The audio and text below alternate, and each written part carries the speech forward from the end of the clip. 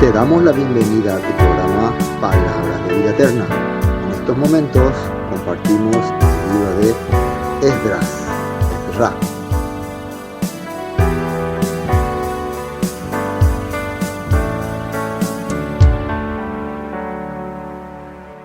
Vamos a comenzar, como decía el hermano Juan Carlos, un nuevo libro. Espero yo que el Todopoderoso, a través de su Rúa, me pueda dar la mejor forma y manera de transmitir esos textos bíblicos, ¿no? Y una de las ideas que yo me propuse, ¿no?, al compartir la Biblia es tratar de primero ver los textos versículo por versículo y lo más bíblico posible, ¿no? Hay varias cosas donde le añado mi comentario, le añado algunos datos históricos, pero eso es para que podamos entender, ¿no?, qué es lo que la Escritura nos quiere enseñar, qué quiere transmitir en nuestra vida, con qué objetivo se dejó escrito para que nosotros hoy podamos estudiarla. Ese es el principal propósito. Sabemos nosotros que de cada texto uno le puede sacar el entendimiento espiritual, ¿no? Pero últimamente en la cristiandad se ha espiritualizado demasiado, ¿no? Algunos textos que hoy en día se usa para condenar. Al parte pero dice así. Muchas veces eso no es lo que quería decir ahí, o no era el objetivo, pero al espiritualizarlo, entonces se ha usado para condenar. Y nosotros queremos tratar de salir. Entonces, después de un año de haber compartido el libro de Marcos, el Evangelio de Marcos, Yohanan Marcos, ¿no? Anteriormente habíamos estado compartiendo los profetas, ¿no? Ageo, Zacarías, terminamos con Malaquías, ¿no? Luego entramos en Marcos. Hoy vamos a empezar con el estudio del libro de Esdras, que es un libro que nuevamente nos vuelve hacia el tiempo de los israelitas y la deportación a Babilonia, algunos tiempos de los reyes y muchos datos históricos. Entonces, muchas de las cosas que vamos a compartir también uno lo puede averiguar investigando. Muchos de los datos que yo saqué, lo investigué buscando Google, Wikipedia, algunos otros libros. Y no puse todos los libros donde puse ahí, ¿no?, porque muchas veces saqué pedacitos de aquí, pedacitos de allá, pero la mayoría está en internet. Yo no uso algún libro especial, no tengo mucho dinero para comprar libros, ¿no? Entonces hoy en día nosotros tenemos la posibilidad de buscar información en internet. Entonces todos tienen la posibilidad, ¿no?, de investigar, de averiguar y de instruirse, ¿no? Entonces que la Biblia sea un libro que realmente tenga un valor espiritual y también un valor histórico para nosotros que somos creyentes en este libro y que estamos todos los días teniéndolo debajo del brazo, en la mesa, donde sea, que es nuestro compañero diario, ¿no? Hoy en día hasta en nuestro celular, nuestro tablet, nuestra computadora, a todas partes tenemos la Escritura. Entonces sería bueno poder de esa manera, ¿no?, comprender y analizar. Amén. Entonces vamos a ver algunos puntos claves de este libro y espero que podamos entender. Entonces vamos primero al texto de la Biblia, que vamos a verlo en alguna foto. No tenemos como la vez pasada una Biblia visual, esto es algo que le hemos hecho nomás, pero sí es el audio de la Biblia. Entonces algunos si quieren mirar las imágenes que van reflejando de qué se trata este capítulo 1.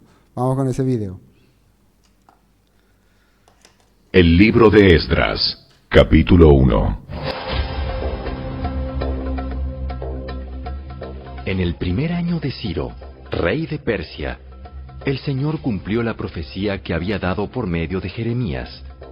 Movió el corazón de Ciro a poner por escrito el siguiente edicto y enviarlo a todo el reino. Esto dice Ciro, rey de Persia: el Señor, Dios del cielo, me ha dado todos los reinos de la tierra. Me encargó construirle un templo en Jerusalén, que está en Judá.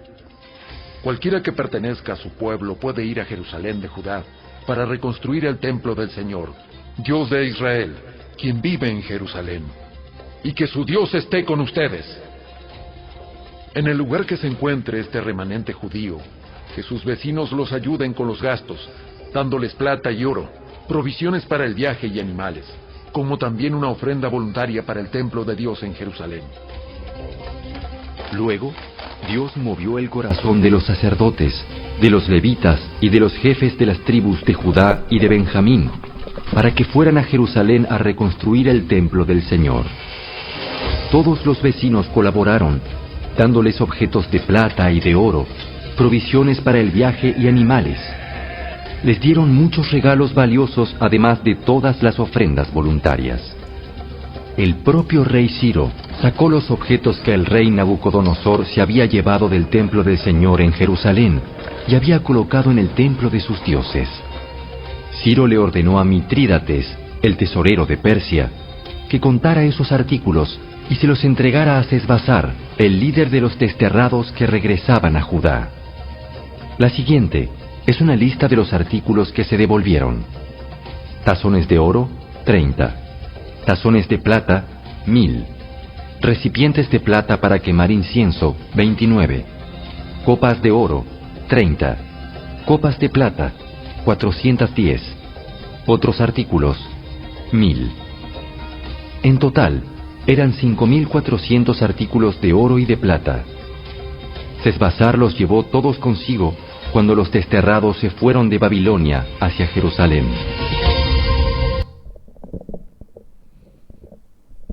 Entonces, para entender muy bien qué está aconteciendo en este libro de Esdras, tenemos que retroceder un poco en algunos datos históricos y también algunos textos de la Biblia que explicaban acerca de lo que ocurrió con el pueblo judío, con el pueblo hebreo, ¿no? Eso fue en tiempos en que los babilonios vinieron y conquistaron la tierra y se los llevaron cautivos. Hay una razón por la cual los babilonios destruyeron la ciudad de Jerusalén y el templo, porque el pueblo se sumergió en la idolatría, número uno, y segundo, en el maltrato al semejante. O sea, uno diría que ¿cuál fue el peor? ¿La idolatría o el maltrato al semejante? Pero bueno, lo que pasó fue que la idolatría cambió el corazón de los israelitas y trajo el deseo, el menosprecio hacia los demás. Ustedes saben que cuando uno empieza, y esto también ocurre en nuestros días, cuando uno empieza a idolatrar algo, cuando uno empieza a darle valor a algo material, hasta como si fuera forma divina, ya le empieza a ver menos a las personas. Las personas ya son menospreciadas. ¿Por qué maltratas mi ídolo? ¿Por qué no te inclinas ante mis dioses? ¿Se acuerdan la antigüedad que hacían los hombres? Sacrificaban, mataban personas ante sus deidades. En este tiempo igual. Hay personas que han menospreciado a sus seres queridos porque no se sujetan a sus imágenes, a sus ídolos, a sus dioses o a sus creencias. También puede estar eso, ¿no? Sus creencias, no, yo creo así, y si no estás conmigo, fuera, te desheredo, sale de aquí, aléjate de mí, alejaos, herejes. Y empieza ahí a ver este trato. Entonces es lo primero que ocurre, entonces empieza a haber el menosprecio hacia la vida humana, hacia el ser, hacia la persona, y eso ocurrió en tiempos de profeta Jeremías, ya muchos años atrás, en tiempo del profeta Isaías, eso se estaba viendo y dando. Entonces eso llegó al colmo de los colmos. Entonces la Torá advertía sobre ese punto. La Torá, tanto en el libro de Levítico como en el libro de Deuteronomio, advertía que iba a haber consecuencias si el pueblo se apartaba y se alejaba de la manera que el Padre le había establecido. Y eso es muy importante que podamos captar para entender lo que había ocurrido con este pueblo. Ahora, vamos a ir primeramente, antes de entrar en el libro de Esdras, al libro de Segunda de Crónicas, capítulo 36. Segunda de Crónicas, capítulo 36, versículo 15. Segunda de Crónicas, capítulo 36, versículo 15. Estos son ya la parte final de todo lo que había acontecido con el pueblo de Israel en tiempo de los reyes. En tiempo de los reyes. Segunda de Crónicas, capítulo 36, versículo 15. Dice, el Eterno el Elohim de sus padres envió constantemente palabra a ellos por medio de sus mensajeros, porque Él tenía misericordia de su pueblo y de su habitación. Fíjense cómo estaba hablando ahí. El Padre Todopoderoso constantemente enviaba palabra, dice. Palabra, mensaje a ellos por medio de sus mensajeros, por medio de los profetas. Profeta en los tiempos antes de la deportación era el profeta Jeremías, uno de los más conocidos. También, ¿quién se llama? Otro, Isaías, Sofonías, eran profetas que advertían sobre lo que iba a ocurrir si es que no cambiaba el corazón.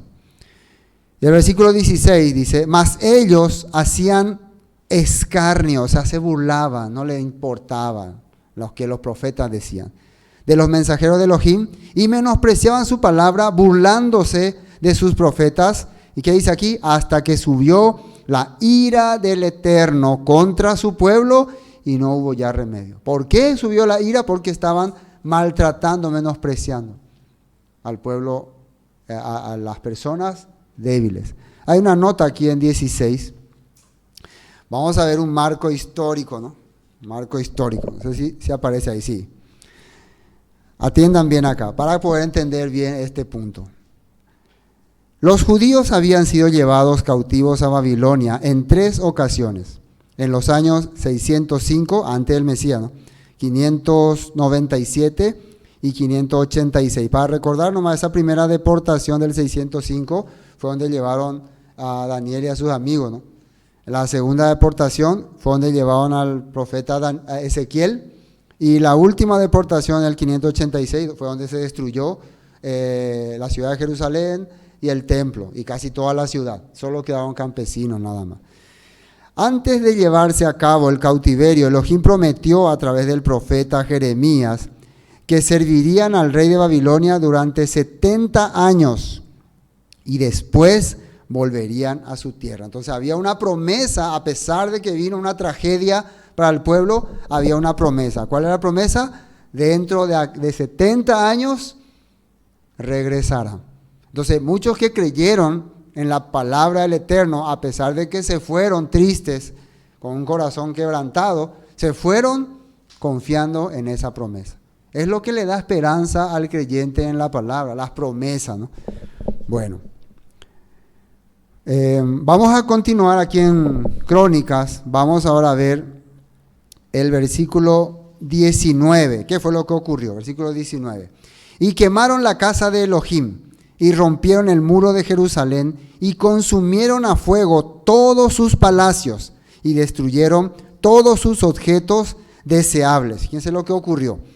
Los que escaparon de la espada fueron llevados cautivos a Babilonia, y fueron siervos de él y de sus hijos hasta que vino el reino de los persas. Aquí ya empieza a hablar que el tiempo de la culminación de esta cautividad iba a ser en tiempo de otro reinado. Precisamente habla ya de un reinado que va a ser de los persas.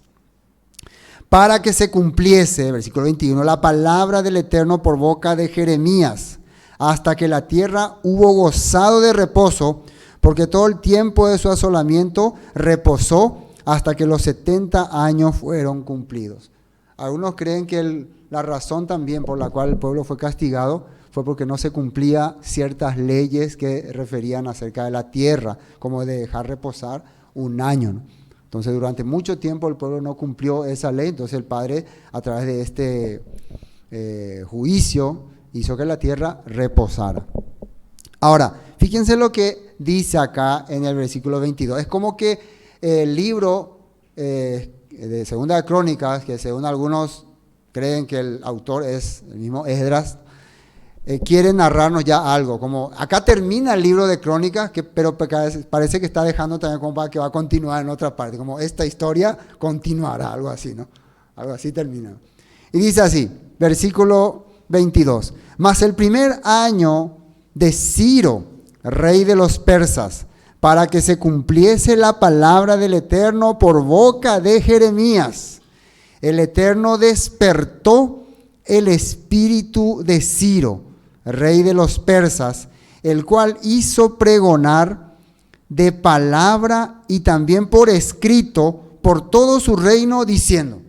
Entonces ya viene un nuevo rey en el imperio babilónico, es un rey persa, conquistó todo el país, y dice acá que el Eterno despertó en él, le puso en su corazón dar los siguientes decretos. Versículo 23. Así dice Ciro, rey de los persas, el Eterno. Fíjense cómo le llama el rey de los persas a Yahweh, ¿no? Dice, el Eterno, el Elohim de los cielos, me ha dado todos los reinos de la tierra y Él me ha mandado, acá sale que Él le ha mandado, ¿no?, que le edifique casa en Jerusalén, que está en Judá. Quien haya, ahora miren después de este punto, quien haya entre vosotros de todo su pueblo, sea el Eterno su Elohim con él y suba. Entonces, él está declarando que el Elohim de los cielos, él no le llama el Elohim de Israel, él ya le está llamando el Elohim de los cielos, él está diciendo el único soberano, el único creador, la única deidad. Entonces estamos viendo, de acuerdo a esta lectura, que Ciro tenía una mentalidad de un Dios único, de una divinidad única. Y esto es interesante porque hay algunos datos históricos que vamos a ver ahora que respaldan eso.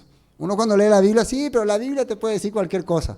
Pero cuando uno investiga a través de datos históricos, vamos a ver que hay cosas que respaldan que eso era, que alguno que no tenga nada que ver con la Biblia y estudie sobre el rey persa Ciro del año 550, te va a hablar que hay probabilidad de que este rey adoraba a un Dios único. Bueno, es muy interesante este punto, ¿no? Ahora acá hay una nota, marco histórico, ¿no? Acá al final, hay una nota, ¿no? Ciro conquistó Babilonia en el 539 antes del Mesías. Y el año siguiente promulgó un decreto que permitía a los judíos regresar a su tierra. Algunos contemporáneos del periodo que abarca el libro de Esdras son, más o menos para entender quiénes también estaban en la misma época, profetas que ya hemos estudiado, ¿no? Entonces, cualquier cosa, si quieren saber sobre estos profetas, publicidad, ¿no? Entren a nuestra página, Palabra de Vida Eterna, página de YouTube, lista de descripción, lista de reproducción, la lista de reproducción, ¿no? Y ahí busquen Ageo, Zacarías, Malaquías, Nehemías todavía no. Estos libros ya están, Nehemías a futuro, ¿no? Futuro. Para poder entender un poco más y pueden combinarlo, ¿no? Vamos a ver si no dijimos una herejía ahí, ahora estamos cambiando el tema, ¿no? Es importante entonces para ampliar nuestro entendimiento. Entonces, algunos contemporáneos de este libro, ¿no? Son Zacarías, Ageo, ¿no? 520, Zacarías, 520, 515. También el libro de Esther probablemente fue de esa época, 483, 473. Malaquías, 450, 400, mucho tiempo después, ¿no? Y Nehemías, 445, 423. El profeta Daniel ya era muy anciano, pero vivía todavía cuando Babilonia cayó en manos de los persas. Eso se puede ver en Daniel 1 al 31. Ahora fíjense lo que dicen estos textos, ya referente a esa profecía que el rey Ciro está diciendo que había sobre él. Eso es lo que iba a ocurrir con la tierra de Israel. Profecía del profeta Jeremías, Jeremías 25:11, toda esta tierra será puesta en ruinas y en espanto, y servirán estas naciones al rey de Babilonia 70 años. Jeremías 29:10, porque así dijo el Eterno, cuando en Babilonia se cumplan los 70 años, yo os visitaré. Miren lo que dijo ya el profeta Jeremías, y despertaré sobre vosotros mi buena palabra para haceros volver a este lugar. No solamente eso iba a funcionar en el rey Ciro, sino también iba a haber en el corazón de algunos judíos el deseo de regresar, de volver, pero no de regresar y volver como escapar de la cautividad. Iban a querer regresar para volver a servir al único Elohim. Porque muchos judíos ya vivían cómodamente. Ustedes saben que después de que cayó Babilonia, los persas ya le dieron toda la libertad a los judíos. Quieren negociar, quieren ir a otra parte, son libres de hacer lo que quieran. Ya son libres. Y muchos ya tenían su negocio, ya se sentían bien cómodos en el imperio. Pero en algunos, en un grupo, le nació ese deseo, no, yo quiero volver a mis raíces. Yo quiero volver a la fuente del principio de nuestra fe. Y eso estaba en Jerusalén. Y eso no era un camino muy fácil, ¿no? No era algo fácil de hacer. Bueno, Daniel 9:1. Fíjense lo que Daniel estaba orando ya en aquellos tiempos cuando estaban cerca ya de del fin de la cautividad. Dice, versículo 1, 9:1. Era el primer año del reinado de Darío el Medo, hijo de Asuero, quien llegó a ser rey de los babilonios. Después vamos a explicar por qué acá aparece Darío, ¿no? Acá le puse corregente, ¿no? Durante el primer año de su reinado, yo, Daniel, al estudiar la palabra del Eterno, esto es muy importante. ¿Cómo es que Daniel empezó a entender los tiempos y lo que estaba ocurriendo? Al estudiar los escritos. Según fue revelada al profeta Jeremías, aprendí que Jerusalén debía quedar en desolación durante 70 años. Y ustedes pueden continuar leyendo el libro de Daniel y van a encontrar qué cosa él empezó a hacer. Empezó a tener un corazón de arrepentimiento, teshuvá. Reconoció las faltas que habían hecho contra el Todopoderoso. Bueno, estamos viendo entonces para poder comprender lo que ocurrió en ese tiempo. Pero bueno, todavía no entramos en el libro de Esdras, pero es importante ver todos estos puntos para tener como base. ¿Está bien? Para poder entender entonces a dónde nos vamos a meter. Ahora sí, vamos a Esdras capítulo 1, ¿no? Esdras capítulo 1. ¿Qué aparece aquí? Esdras capítulo 1, el decreto de Ciro. Entonces nuevamente acá continúa lo que termina en libro de Crónicas, segunda de Crónicas.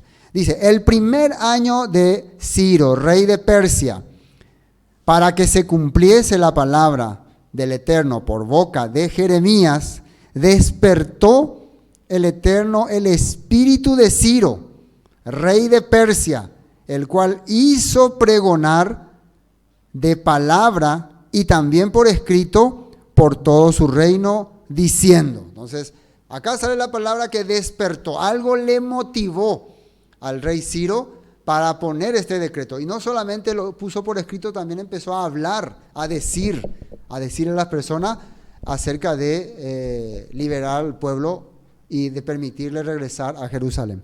Pero vamos a ver esta nota. Vamos a entender un poco acerca de quién era este rey Ciro. ¿Está bien? Bueno, ustedes pueden buscar para saber más. No me vayan a decir ahora, pero pastor, no explicó muchas cosas del rey Ciro. Hay muchas cosas más. Yo, por ejemplo, me enteré que el rey Ciro... Entonces, por favor, yo solamente pongo lo mínimo posible. Si la historia del rey Ciro tiene 7 tomos del libro, yo solamente agarré una estrofa. Ustedes, si están con curiosidad, entonces a partir de mañana voy a investigar quién era ese famoso Ciro. Más cosas de él. Yo ya le estoy dando una pista entonces. ¿Está bien? Bueno, entonces ya con seguridad de esto puedo proseguir.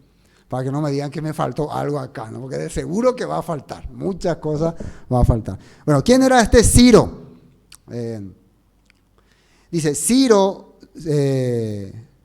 Ciro II, no, Ciro II el Grande, año 600 al 575, ¿no? Hasta el 530 fue donde murió, según los datos históricos, ¿no? Fue un rey aqueménida de Persia. Bueno, Aqueménida era una nueva dinastía, ¿no? Que se empezó a formar, porque los persas también tenían varias dinastías, y cuando caía una dinastía se levantaba otra dinastía. Entonces uno de los comienzos de la dinastía aqueménida empezó con el rey Ciro, año 559-530, y el fundador del imperio persa aqueménida. Ahora vamos a ver un poco quién eran sus familiares, para entender un poco sobre este rey. Familia, dice. Su abuelo era de Meda. Meda era otro imperio, ¿no? Se llamaba Astiages. Fue rey de Meda en el 585 hasta el 550. Algo trágico ocurrió en el 550, después le voy a relatar. Algo que increíble. Entonces, ¿quién era este Astiages, ¿quién era? Abuelo de Ciro II el Grande, pero él era de Meda. Abuelo persa, Ciro I, Ciro I, ¿no? Ciro I, 590 también al 550, ¿no? Básicamente en el mismo tiempo ellos dejaron de ser reyes, ¿no? Vivieron, ¿no? Y fíjense que en ese tiempo, ¿no? En el 585 y 590 era el tiempo donde Babilonia estaba llevando a los hebreos como en cautividad a Babilonia, o sea, a los babilonios. Ahora, estos eran los abuelos, ahora padres, los padres de Ciro, abuelos de Ciro II y ahora sus padres. Madre Mandana Meda, ella era de Meda, por lo tanto esta Mandana es la hija de Astiages. ¿Quién era Mandana? La hija de Astiages. Entonces acá hubo un acuerdo de reinos. ¿Saben lo que en la antigüedad, para unir reinos o para tener alianza, para que no te hagan guerra, se casaban las hijas, los hijos con las reinas, así, ¿no? Eso era típico. Entonces se puede decir que el abuelo de Ciro, su mamá, era de Meda, ¿no? Del reino de Meda, de otro imperio. Abuelo persa, sí ya vimos. Entonces su padre Cambises persa. Entonces Cambises era el hijo de Ciro I. ¿Se está entendiendo lo que digo? Sí, ¿no? Entonces estamos viendo a sus padres. Entonces, ¿qué ocurrió? El señor Astiages y el señor Ciro de Persia y el señor Astiages de Meda tuvieron un acuerdo. Vamos a hacer que nuestros hijos se casen. Nuestros hijos que se casen. Entonces, al casarse ellos, vamos a unir el reino. Entonces, la hija del señor Astiages de Meda se llamaba Mandana. Si me equivoqué en el nombre, disculpen, así, tal vez anoté mal, no sé. Algunas veces lo dicen, en griego se dice así, en hebreo se dice así, en árabe se dice así, diferentes formas hay. Pueden ustedes buscar el nombre correcto, no me vayan a decir, así no se dice el nombre, era así. Yo la puse más o menos, esa no es la idea. Entonces ahí hubo una unión, pero aquí yo le puse narrativa porque no quise escribir todo lo que había, entonces le iba a comentar lo que ocurrió, a modo de chisme, así se entiende mejor, ¿no? Entonces, ¿qué ocurrió? Que llegando el reino de Cambises, ¿no? Cambises ya era rey, su esposa era Mandana de Meda, tuvieron su hijo Ciro I, cuando él era, se puede decir, tipo corregente, o corregente es como ser rey, pero está todavía el rey. ¿Se entiende eso, no? Yo ya soy rey, me nombran como rey, pero el rey todavía no murió, todavía está como rey. Entonces, Ciro, o sea que primero hizo una invasión a Media, al imperio Meda, los invadió y los derrotó, y apresó a su abuelo y lo ejecutó. Uf, qué terrible, ¿no? ¿Qué le parece, no? Así hizo, ¿no? Entonces lo traicionó. Entonces le obligó a los Meda a unirse al imperio persa. Ahora la pregunta es, uno diría, ¿y el imperio persa era un imperio poderoso, gigante, enorme? Vamos a ver si nos puede mostrar mapas para que podamos ver, para que conozcamos nomás cuáles eran las posiciones de los imperios. Vamos a ver si nos sale. Hay dos mapas y les voy a mostrar. Si logro ver desde aquí, les voy a indicar. ¿Sí? Bueno, ahí ustedes están viendo el mapa, ¿no? Se ven varios colores, ¿no? Si alguno no puede leer la letra, por lo menos ven los colores. ¿Ven? ¿Qué colores ven? ¿Ven el verde? Ese verde es el imperio Meda. ¿Es grande o no? O sea que del abuelo de Ciro I. Eso que se ve marrón, ¿no? Se ve marrón ahí, es el imperio babilonio. En ese tiempo estaba como rey, sería ya el hijo de Nabucodonosor, ¿no? O también su yerno Nabonido y después su nieto, ¿no? Belsasar, ¿no? Nabucodonosor ya había muerto. A ver, más arriba en la punta del verde se ve otro imperio que se llama el imperio Elida. Lida, ¿no? Lidia, ¿no? Ya se ve, ¿no? Y había bajito, se ve medio amarillito, ¿no? ¿Leen alguno? Lo que tiene ojo biónico, dice Persia. Entonces, ¿qué le parece? ¿Un super imperio? No, el imperio persa no tenía el poder para enfrentar, por ejemplo, a Babilonia, ni a Meda, ni mucho menos a Lida. Y en la antigüedad, Los medos y los persas, en el tiempo de Nabucodonosor, ustedes saben que la esposa de Nabucodonosor era del reino Meda.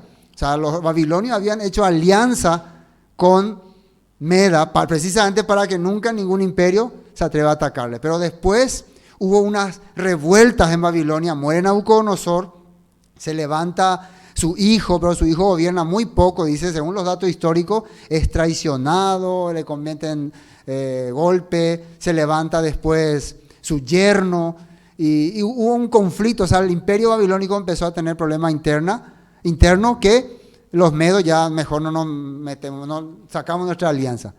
Y ahí fue donde el rey Astiages hace alianza con el rey de Persia y hacen que se case su hijo. Pero pasando el tiempo, su nieto, Ciro primero, ya saben la historia, le traiciona a su abuelo, le ataca, invade, tal vez, dicen algunos, comentan algunos que no es que preparó un ejército y fue atacó, sino fue tipo una traición, una forma de traición.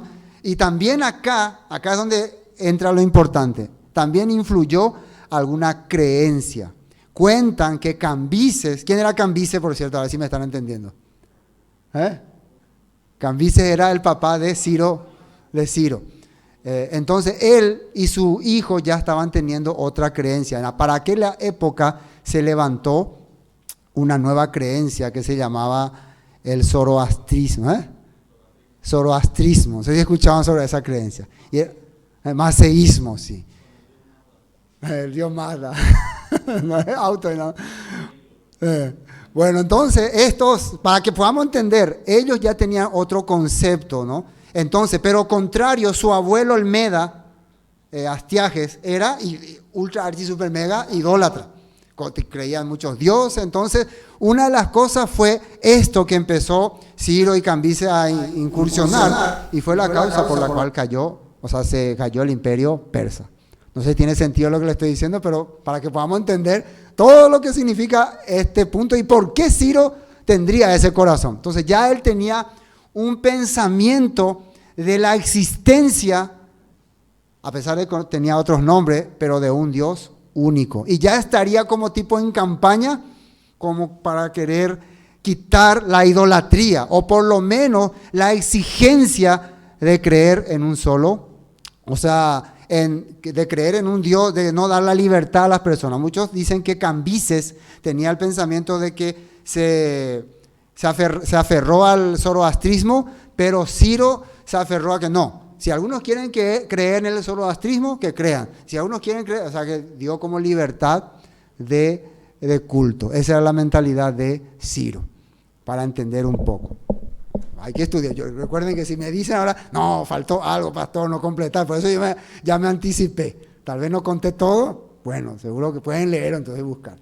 Bueno, hasta aquí entendimos esta narrativa. Ahora veamos lo que dice la Escritura, ya proféticamente relacionado a este personaje, Ciro. Hay que recordar que hubo también en la antigüedad un profeta que habló sobre un rey que se iba a levantar y iba a hacer muchas reformas. Hablamos del rey Josías, ¿no? Hubo un profeta también en tiempo de los reyes del norte que dijo, se levantará un rey, vendrá, hará estas cosas. Entonces también con referente a Ciro ya había profecía con respecto a él, por lo menos en el libro de Isaías. Isaías 44:24 dice así, año 756 aproximadamente, ¿no? Esto dice el Eterno, tu Redentor y Creador. Yo soy el Elohim, el Eterno, que hizo todas las cosas. Yo solo extendí los cielos. ¿Quién estaba conmigo cuando hice la tierra? Expongo a los falsos profetas como mentirosos y dejo en ridículo a los adivinos.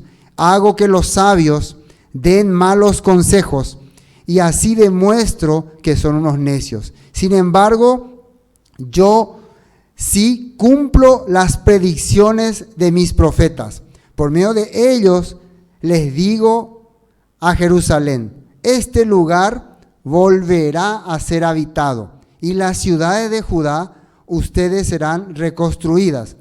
Yo restauraré todas sus ruinas. Versículo 27, cuando hable a los ríos y les diga, séquense, se secarán. Cuando diga de Ciro, y acá aparece este personaje, ¿no? Futuro rey de Medo-Persia, ¿no? 530. Él es mi pastor, sin falta él hará lo que yo digo. Él ordenará, reconstruyan Jerusalén y dirá, restauren el templo. Esto está escrito en Isaías capítulo 44. Literalmente está hablando así.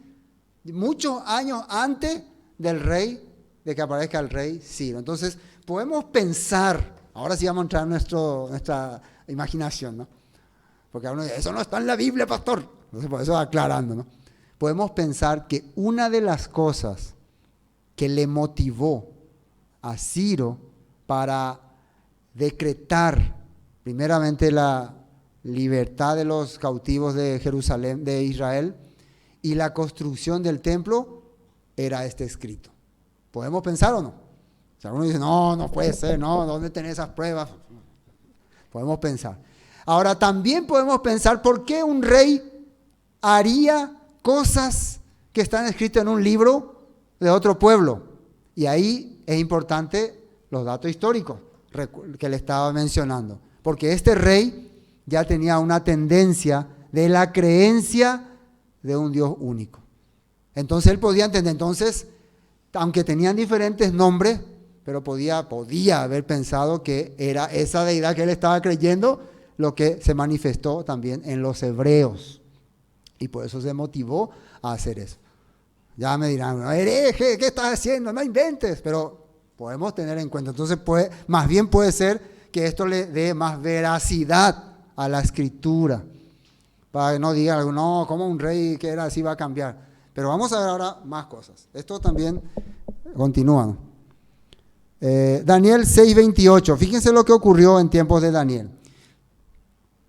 Y este Daniel prosperó durante el reinado de Darío. ¿Quién era este Darío? Corregente, y durante el reinado de Ciro el persa, año 530. Entonces en el reino de Babilonia gobernó un rey que algunos creen, eso, hay que investigar eso, ¿no? Que este Darío tendría algún parentesco con la mamá de, ¿cómo se llama? La mamá de Darío, ¿no? Que era de Ciro, ¿no? Que era de Meda, ¿no? Mandana, ¿no? Entonces, de ahí que le pone como corregente, significa como un rey, pero él no es el rey, sino que el rey es Ciro, pero él está como gobernando toda esa región de Babilonia. Bueno, por eso son otros temas. ¿En qué versículo nos quedamos? Uno. Bueno, entonces, para tener una idea de por qué saldría este decreto, fíjense en el versículo 2. Así ha dicho Ciro, rey de Persia, Yahvé, el Eterno, el Todopoderoso, el Elohim de los cielos. Fíjense que ya no le llama el Elohim de Israel, sino el Elohim de los cielos. Él está entendiendo entonces que este Yahvé, o este Eterno, o este soberano, es el soberano del mundo, que gobierna el mundo. Y esa era una de las creencias que tenía, ¿cómo se llamaba? El zoroastrismo, ¿no? Zoroastrismo. Dice, me ha dado todos los reinos de la tierra y me ha mandado. Ahora, ¿cómo él puede entender que le ha mandado? Y ahí puede estar en referencia el texto de Isaías. Porque ¿cómo le ha mandado? A no ser que él haya escuchado su voz, así, un ángel le apareció, ¿no? Pero nosotros estamos viendo que todo lo que hacía, que ellos confíen en los tiempos, en los cumplimientos, eran las escrituras de los profetas. ¿Por qué Daniel se arrodilló, oró, empezó a clamar? Porque los profetas ahí estaban diciendo que en estos tiempos se cumpliría. Nosotros podemos pensar entonces que el propio Daniel, ya en tiempos del gobierno de Ciro y Darío, fue el que le narró esto, porque él fue nombrado, según la Biblia, como gobernador del imperio babilónico, ya bajo el poder de los persas. ¿Puede o no puede haber ocurrido así? ¿Sí? Bueno, me ha mandado que le edifique casa en Jerusalén, que está en Judá. Así dice aquí. Ahora veamos esta nota 2. Creencias de los persas, años 600 ante el Mesías. Ciro I, abuelo, y Cambises, padre. Algunos dicen que desde Ciro I ya el abuelo lo ya más o menos estaba teniendo esa creencia. Pero con exactitud, sí, ya podemos decir que su hijo, Cambises, el papá de Ciro II, sí, ya había creído en esta religión, vamos a decirlo así, religión. Bueno, el zoroastrismo, otra vez, que conste. No me vayan a decir, no, pastor, eso no dice todo el zoroastrismo, vos no investigaste todo, hay mucho más. Yo no me puse a estudiar qué es el zoroastrismo, pero varias cosas vi, pero ustedes pueden, si quieren, saber de qué se trata. El zoroastrismo, según algunos, aproximadamente una creencia que aparece hace 1000 años antes del Mesías, ¿no? O más inclusive. O sea, que era una creencia ya que venía arrastrando varios tiempos. Por el nombre de su fundador e iniciador, es la denominación de la religión que deriva de una religión anterior, denominada mazdeísmo. O sea que el zoroastrismo sale de otra creencia que se llamaba mazdeísmo. ¿Y qué es el mazdeísmo? Devoción a Shura, a Ura, ¿no? Mazda. El auto Mazda. Ahora sabemos ya que nuestro auto Mazda era el nombre de una deidad. Ya nos enteramos ahora. Estábamos comprando si alguno tuvo Mazda, ¿no? A un dios. Se funda en las enseñanzas del profeta y reformador Zoroastro, así se llama, o Zaratustra. ¿Cómo se llama? Zaratustra. Zaratustra. Que reconocen, fíjense acá, como divinidad a Ahura Mazda, considerado por Zoroastro como el único creador increado de todo, el supremo y el absoluto único Dios.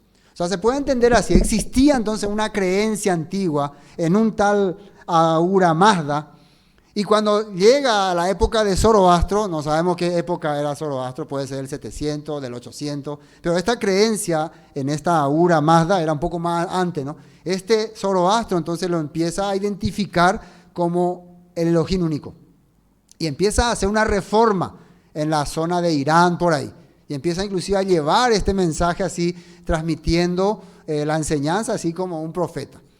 Y pasando el tiempo, esta creencia llega a los reyes, a los gobernadores, y entre ellos está nuestro personaje de hoy, Ciro I. Por eso nomás estamos viendo todas estas cosas. Que no crean que nos metimos ahora a salir a estudiar nuevas creencias, ¿no? Para tener en cuenta y ver que este rey ya estaba siendo, se puede decir, guiado para que pueda ser instrumento o pastor del Todopoderoso, del Eterno. Amén. Bueno, entonces se puede decir que ya existía entonces antiguamente creencias que hablaban de la existencia que hay un solo Elohim, un solo Elohim. Nosotros siempre teníamos en mente que el único pueblo, ¿cómo se dice? Monoteísta es Israel, pero según la historia ya había algunos pueblos anteriores que tenían esta creencia. Ahora, algunos dirían, entonces, ¿nosotros creemos de ellos o ellos creen de nosotros?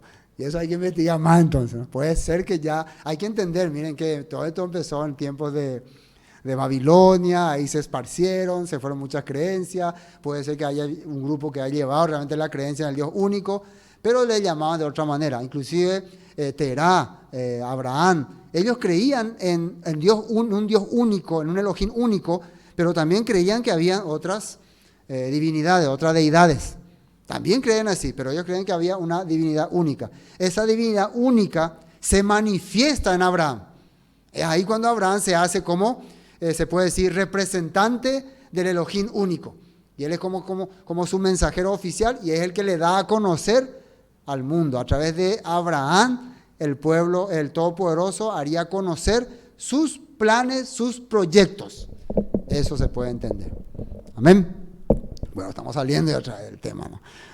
Bueno, la cuestión de Ciro II era zoroastrista, está sujeta a debate. En cualquier caso, le influenció hasta el punto de no imponer una religión en Persia y permitir a los judíos cautivos volver a Canaán cuando los persas tomaron Babilonia en el 539. Entonces, según esta fuente que saqué de, no sé, donde Wikipedia o alguna página especial, aún así no me fijo en qué página está, pero era una página de informaciones y datos históricos, ¿no? Una de son páginas de ¿cómo se puede decir?, de profesores estudiosos, ¿no?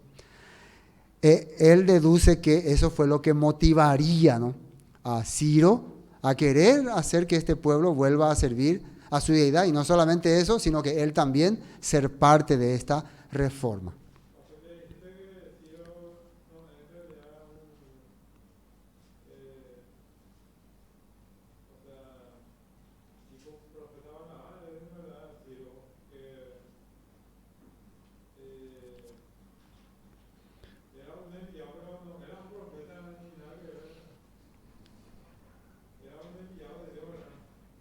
No, Ciro era, según la escritura, según el libro de Isaías, fue un instrumento para ejecutar la obra del Padre. Ese era Ciro, rey de Persia.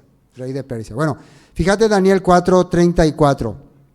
Cuando se cumplió el tiempo, yo, Nabucodonosor, levanté los ojos al cielo, recuperé la razón, alabé y adoré al Altísimo y di honra a aquel que vive para siempre. Su dominio es perpetuo y el eterno es su reino.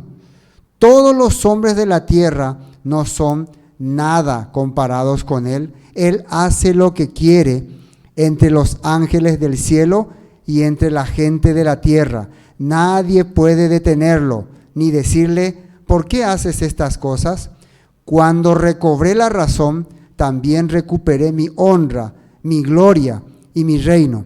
Mis asesores y nobles me buscaron y fui restituido como cabeza de mi reino, con mayor honra que antes. Ahora yo, ¿quién es este personaje? Nabucodonosor, alabo, glorifico y doy honra al Rey de los cielos. Todos sus actos son justos y verdaderos y es capaz de humillar al soberbio. Entonces, mucho tiempo antes, un rey pagano, idólatra, llamado Nabucodonosor, también había reconocido que solamente hay un solo Elohim. Y no solo eso, que él maneja, gobierna y controla todo lo que ocurre en el mundo. Puede haber sido también, porque esto quedó como decreto, como una palabra, documento, que estas cosas también haya influenciado en los reyes de Meda y de Persia, ¿no? Entonces vemos que un rey pagano aceptó al único creador. Amén. Bueno, ahora sí, continuemos. Con esto avanzando ya podemos continuar.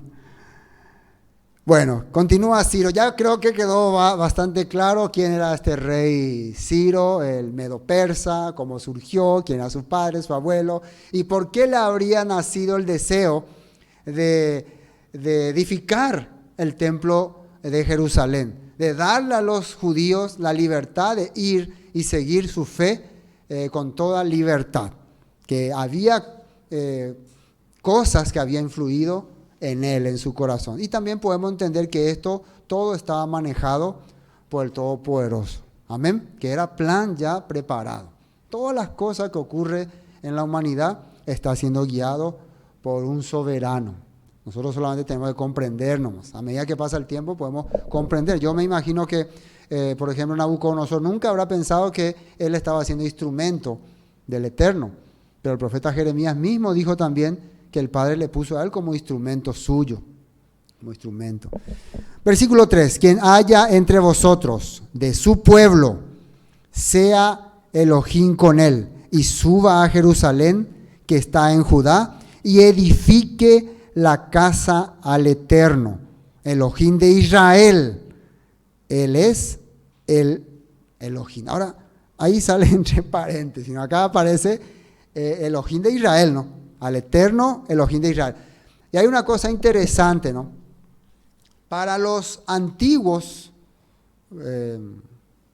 reyes o soberanos que tenían creencias, los nombres muchas veces implicaban subdivisiones.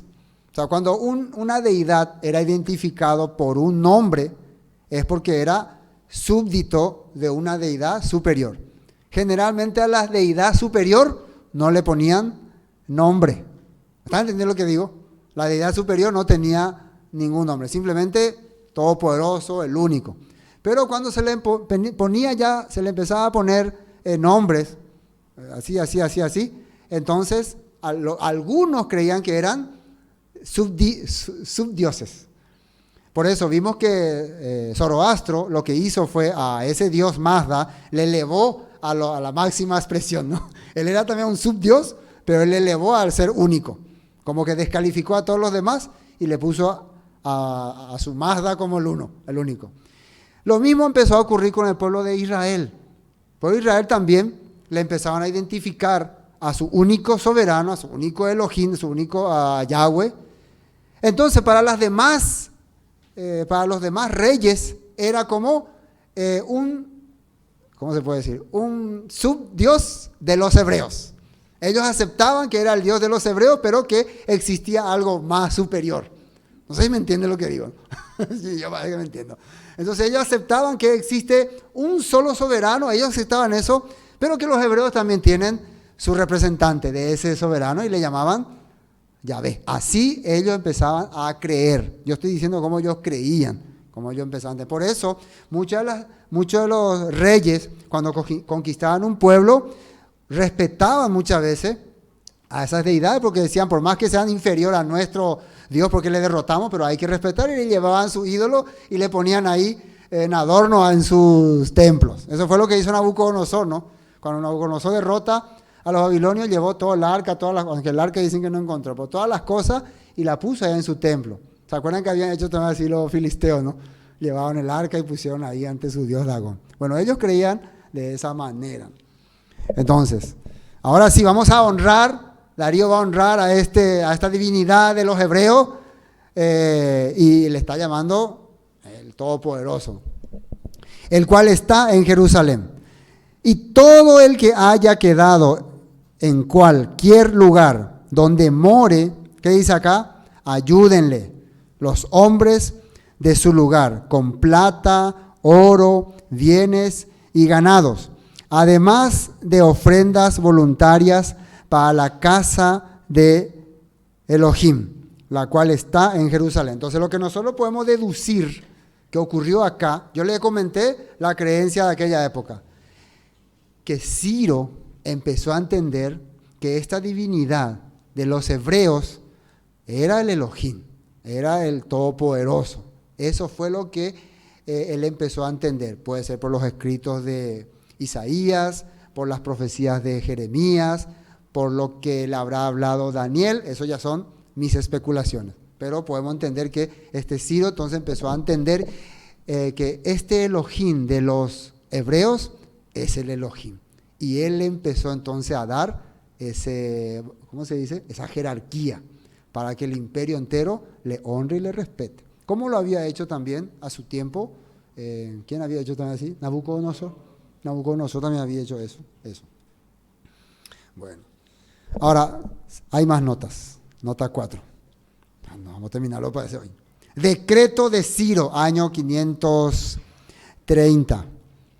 Años 530. Hay una cosa interesante, hay un artefacto que se llama el cilindro de Ciro. ¿Alguna vez escucharon sobre ese? Es ¿cómo se dice? Una piedra, ¿no? Donde están escritas algunas cosas muy interesantes. Tenemos una imagen, no sé si quiero mostrar para que vean el cilindro de Ciro. Y ese se puede decir un documento histórico muy importante porque ahí hay pruebas de las cosas que estamos compartiendo. Ustedes entienden lo que dice ahí, ¿no? Pero eso son escrituras, no entendemos nada, ¿no? Pero ¿cómo se dice? Los especialistas en letras, ¿cómo se llama ellos? Filólogos.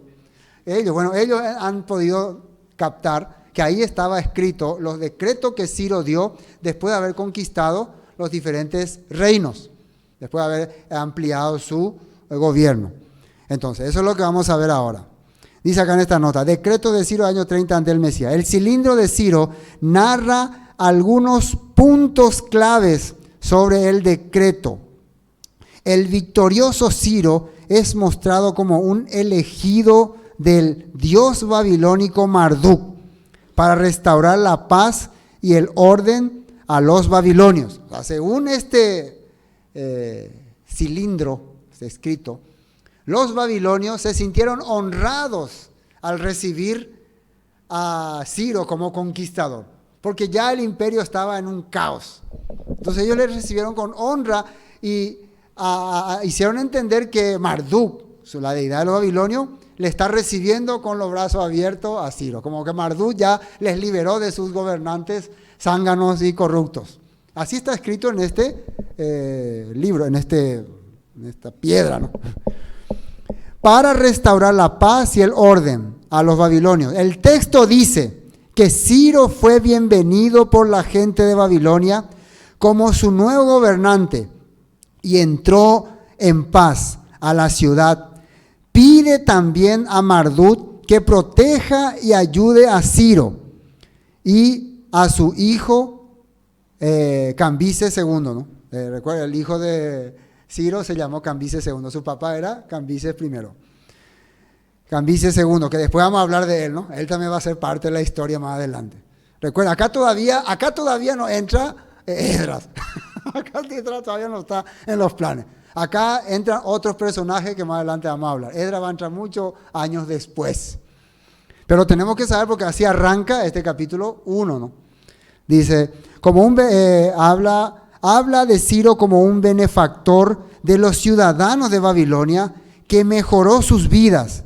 Repatrió, atiendan bien esta parte, repatrió a los exiliados y restauró templos y lugares de culto por toda Mesopotamia y otras áreas de la región. Concluye con una descripción sobre cómo Ciro reparó la muralla de la ciudad de Babilonia y encontró una inscripción similar puesta allí por un rey anterior. O sea, que está hablando que en este cilindro, que este rey liberó, dice, a muchos cautivos, los expatrió, los regresó a sus pueblos, y no solo eso, reedificó sus templos, sus edificaciones. Entonces, uno diría entonces, pero acá no dice que edificó el templo de Judá, pero nos ayuda a entender un poco más los escritos de la Biblia. ¿Amén? Bueno. Y también dice que encontró un escrito. Dice que encontró algo escrito. ¿En dónde dice acá? Reparó la muralla de la ciudad de Babilonia y encontró una inscripción similar puesta allí por un rey anterior. Puede ser que haya encontrado los textos de... Eso son, otra vez, nuestras especulaciones. Pues es importante aclarar eso porque las personas, como les dije hace rato, no, eso no está en la Biblia, eso no está en la Biblia. Por eso uno tiene que estudiar, analizar, investigar. Podemos deducir que como Nabucodonosor fue un rey que creyó en una deidad y lo dejó por escrito, por decreto, él al conquistar Babilonia haya tenido acceso a toda la documentación. Es la manera de conocer cómo el pueblo vivía, creía o qué estaba, qué hacían. Bueno, hay más. El texto del cilindro ha sido visto tradicionalmente por eruditos bíblicos como evidencia que corrobora la política de Ciro de repatriar a la población judía luego del cautiverio de Babilonia, un acto que el libro de Esdras atribuye a Ciro. Ahora, trasfondo cronológico de los profetas y reyes de Judá. Primera deportación, 605 ante el Mesías. Ahí se fue Daniel. Segunda deportación, 598 ante el Mesías, fue Ezequiel. Tercera deportación, 587 ante el Mesías, destrucción del templo. Primer retorno, esto también para ver lo que vamos a ir viendo en el libro de Esdras y Nehemías. El primer retorno ocurre en el año 538 ante el Mesías y fue encabezado no por Esdras, sino por Zorobabel, un príncipe de Judá, ¿no? Un descendiente de la tribu de David, hijo del rey Joacim, ¿no? El último soberano, se puede decir, de Judá. Ahí fue el primer retorno. Primer retorno fue el que fue decretado por Ciro el Grande. Segundo retorno, 458 ante el Mesías. Aquí recién va Esdras. En el año 458 se puede decir, ¿cuánto? 60 años o 70 años después, recién va Esdras para comenzar el trabajo sobre el templo. Pero ya Zorobabel ya lo había iniciado, pero nosotros cuando habíamos estudiado en Ageo, vimos que ocurrieron algunos conflictos, problemas y paró la construcción. Y después nuevamente es enviado Esdras y va y hace la reforma. Eso para que entendamos. Y hay otro tercer retorno ya con Nehemías en el 445. Esto ya era para restaurar el muro, ¿no? Bueno, eso para tener en cuenta. Bueno, vamos a terminar, ¿no? No, ahora recién. El regreso a Jerusalén. Continuamos con Ciro, ¿no? Entonces, se levantaron, todo esto que estaba hasta el versículo 4, ¿no? Desde el versículo 2 hasta el versículo 4, era lo que se dice que estaba en ese cilindro, ¿no? Ahora, versículo 5, entonces se levantaron los jefes, nuevamente el narrador del libro de Esdras vuelve a escribir, de la casta paterna de Judá y de Benjamín y los sacerdotes levitas. Ahora, ¿quiénes son los que regresaron a la tierra de Judá? Líderes de Judá. Hay que entender, los líderes, las personas que encabezaban las casas paternas. Y de Benjamín y los sacerdotes y levitas. Los sacerdotes también, los descendientes de Aarón y los levitas regresaron. Pero la gran mayoría de los judíos se quedaron. La gran mayoría. Dicen que eran unas 50,000 personas aproximadamente los que regresaron. Más adelante va a salir el listado. Vamos a ver todo el listado. Vamos a esta nota 5. ¿Qué dice acá en Deuteronomio 18:22? Ahora, esto yo puse porque ¿qué es lo que estaría motivando a estos judíos, sacerdotes, levitas, de Benjamín, a querer regresar? La escritura, el cumplimiento de la palabra, lo que los profetas establecieron. No es que vos vas a dejar nomás todo, porque ellos ya tuvieron toda una vida ahí en Babilonia. Ellos ya podían ser políticos, podían ser de todo, pero para que vos decidas dejar todo eso y ir a una tierra desconocida, para muchos ya era desconocido, porque la mayoría que iban a viajar eran gente que ya había nacido en Babilonia, que ya se había criado muchas veces con la cultura de Babilonia. Entonces, ¿qué haría que ellos quieran regresar a Jerusalén? Encima no sabían qué tipo de gente iban a encontrar. Solamente las promesas, las escrituras. Y fíjense qué decía en el libro de la Torá, Deuteronomio 18:22. Si el profeta habla en el nombre del Eterno, pero su profecía no se cumple, ni ocurre lo que predice, ustedes sabrán que ese mensaje no proviene del Eterno. Ese profeta habló sin el respaldo de mi autoridad y no tienen que temerle. Eso dice la Torá. Entonces, si un profeta habla algo y no se cumplió, no se manifestó, no le crean. Pero si se cumple, entonces tienen que seguir. Y eso es lo que ha ocurrido acá. ¿Quién arrancó leyendo profecías y orando y clamando y pidiendo al Padre por el Teshuvá del pueblo? Daniel, con polvo y ceniza. Y también podemos ver también que eso influyó en el rey Ciro para poder hacer este llamado. Todos aquellos que estén convencidos de las profecías, tanto de Jeremías como Isaías, y que le nace en el corazón servir al Elohim de Israel, pueden subir. Y todos los que no quieran ir, pueden apoyar. O sea, va a haber un grupo que va a servir dedicando su vida, y va a haber otro grupo que va a servir apoyando. Así la Biblia nos está mostrando. Eso no quiere decir que los que se queden son unos herejes, malditos y diabólicos. Ellos también van a estar apoyando, pero muchos ya tenían su vida ya en ese lugar. Entonces, los que se van son los que el Padre le movió en su corazón. ¿Entendieron este punto, no? Eso es muy importante, ¿no? Para nosotros sobre todo. Jeremías 28:9 dice: así que el profeta que predice paz debe demostrar que está en lo correcto. Solamente cuando sus predicciones se cumplan podremos saber que el Eterno lo ha enviado. Daniel 9:1 dice: era el primer año del reinado de Darío, el Medo, hijo de Asuero, quien llegó a ser rey de los babilonios, corregente de Ciro. Durante el primer año de su reinado, yo, Daniel, al estudiar la palabra del Eterno, según fue revelada al profeta Jeremías, aprendí que Jerusalén debía quedar en desolación durante 70 años. Eso ya leímos hace rato, ¿no? Pero para terminar este 3. Así que dirigí mis ruegos al Eterno Elohim en oración, ayuno, también me puse ropa de tela áspera y arrojé ceniza sobre mi cabeza. ¿Qué le hizo hacer esto a Daniel? Leer las profecías y ver que no solamente que era el tiempo, sino que se estaba levantando en el corazón de algunas personas el deseo de regresar. No sé si me captan. Es como decir, hay un aire diferente. Ya no es más como hace 10 años cuando estábamos en Babilonia, o 20 años, o 30 años, o 40 años, sino 70 años, no solamente es los años 70, sino que se levanta un espíritu. Eso Daniel sintió y empezó a orar y clamar.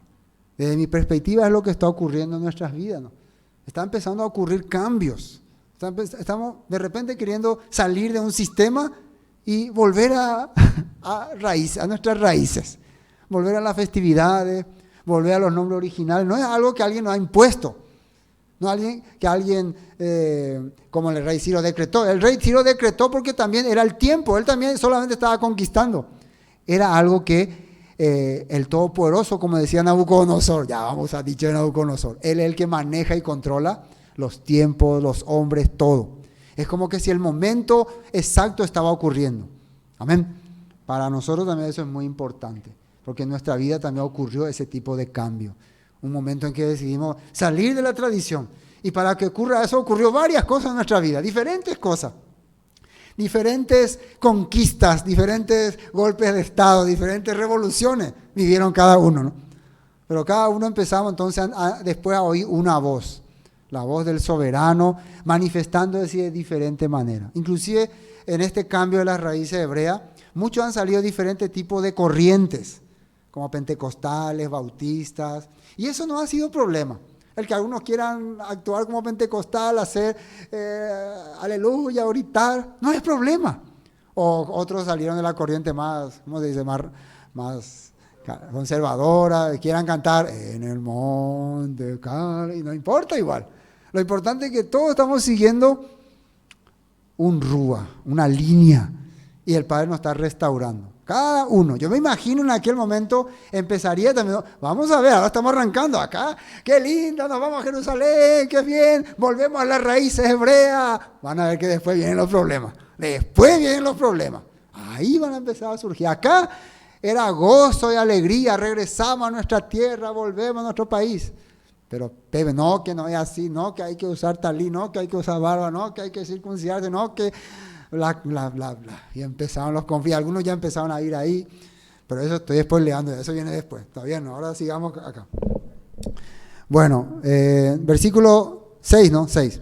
Y todos los que estaban en sus alrededores les ayudaron con plata y oro, con bienes y ganado y con cosas preciosas, además de todo lo que se ofreció, como dice ahí, obligatoriamente.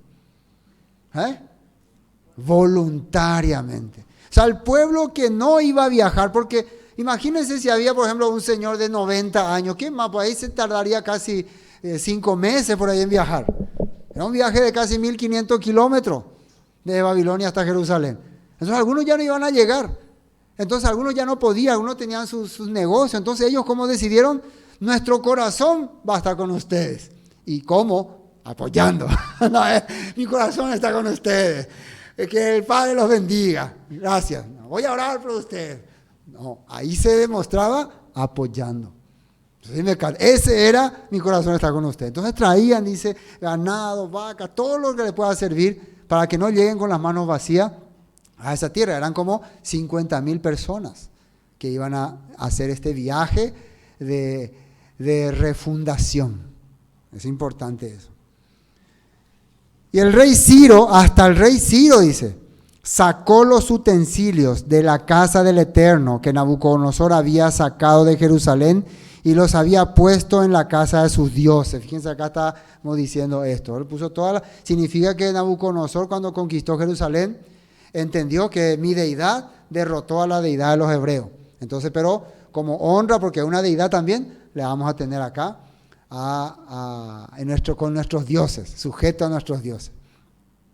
Lo sacó pues Ciro, rey de Persia, por mano de Mitridates, qué nombre yo leí, Mitridates, tesorero, el cual los dio por cuenta a Sesbazar, príncipe de Judá, algún líder de Judá, ¿no? Y esta es la cuenta de ellos, y esto es lo que llevaron, ya están hablando de utensilios. 30 tazones de oro, 1000 tazones de plata, 29 cuchillos, 30 tazas de oro, otras 410 tazas de plata y otros 1000 utensilios. Todos los utensilios de oro y de plata eran 5400. Todos los hizo llevar Sesbazar con los que subieron del cautiverio de Babilonia a Jerusalén. Comenzaron entonces la primera expedición, ¿no?, rumbo a la tierra de Jerusalén para ir a restaurar. ¿Cuál era el objetivo? Primero, edificar el templo, después restaurar la fe. Entonces, lo que nosotros hoy pudimos ver es un compendio de qué se trata en rasgos rápidos este libro de Esdras. Pero se fijaron en una cosa, aquí no aparece Esdras. Esdras va a aparecer unos 80 años después, ¿no? Pero ya se le atribuye estos datos al libro de Esdras. Según algunos comentarios, algunos creen que esto se escribió un poco después de Esdras, o que lo escribió algún cronista, y después Esdras lo completó a su libro, ¿no? Algunos creen así, que alguien lo escribía y Esdras lo completó, igual que la parte de los... Ustedes saben que el libro de Primera y Segunda de Reyes se le atribuye a Jeremías, Baruch, y después viene Primera y Segunda de Crónica, que se le atribuye ya a Nehemías, Esdras, ¿no? Se le atribuye, no digo que ellos lo escribieron. Entonces, algunos creen que ya el libro de Esdras también, ya algunos de sus seguidores, ya teniendo recopilaciones de la vivencia, escrito, lo preparan así. Y ya empiezan desde entonces, desde el decreto de Ciro, para que pueda tener entendimiento. Entonces, del capítulo 1 hasta el capítulo 6 va a hablar de esta primera expedición. Después va a ir hablando de lo que ya el sacerdote Esdras va a realizar y su reforma. Amén. Entonces, todas estas cosas, ¿en qué nos favorece y para qué es interesante en nuestra vida? Esto significa lo mismo que nosotros estamos experimentando, aunque nosotros no estamos viajando a Jerusalén, pero nosotros estamos viajando espiritualmente, ¿no?, a la restauración en nuestro corazón primero.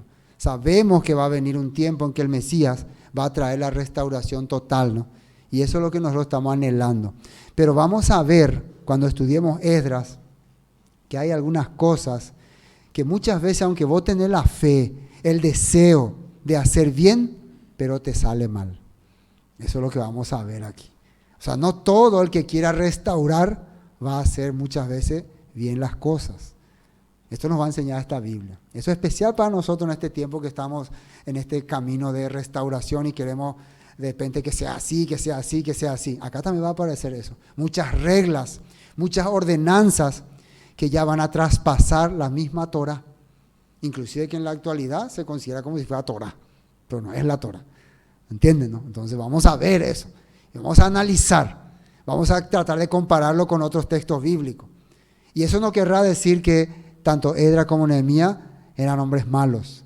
Simplemente que hay algunas veces que el tiempo, la situación, la gente o los corazones no les ayudaban, porque no era el momento.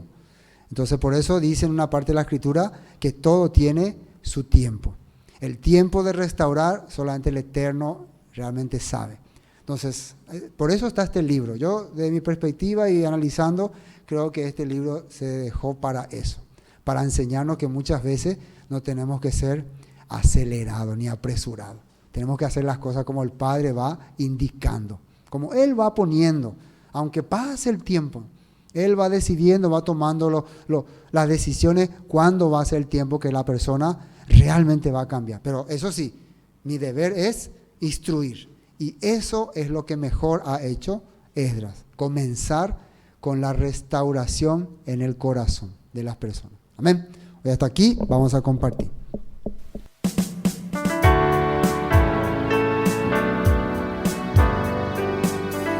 Te invitamos a los estudios del libro de Esdras, todos los sábados desde las 16:30 horas. Congregación Betel.